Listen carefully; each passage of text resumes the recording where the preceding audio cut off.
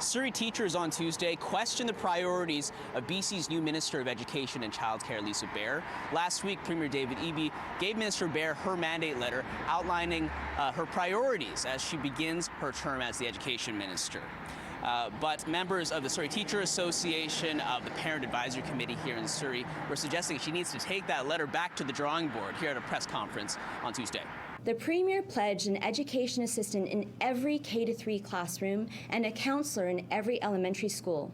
But the mandate letter only speaks of expanding resources, leaving the door open for minimal changes that will fail to meet the scale of the challenges that we face here in Surrey. Surrey's population is growing, the fastest in BC, actually, and with that growth, there's a pressure on lots of different areas, including education. At schools, teachers say they don't have enough learning supports in their classrooms.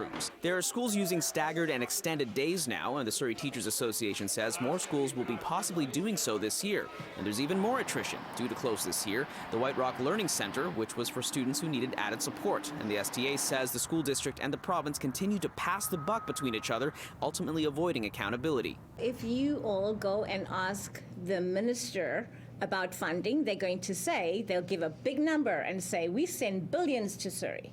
And it's just the district that's not looking for and not, taking care of distribution of that money. And then you go to the district and then they say, oh no, it's the minister that is not giving us enough. Sure enough, we asked Minister Bair about funding, who said in a statement that almost $1 billion in grants is going to Surrey School District this year. Okay, it sounds like she's referring to the fact that we do have an operating budget of just over $1 billion, and that's what we're going to get this year.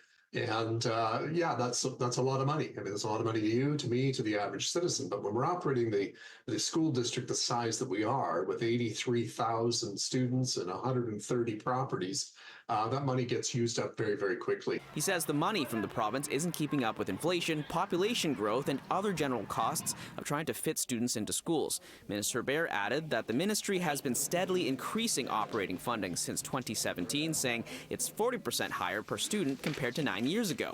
But while the district and province compare notes, Lisanne Foster underlines those truly missing out. It's tens of thousands of students without a school system that can hold them all. In the meantime, there are kids going without the supports that they need. In Surrey, Kier Junos, City News.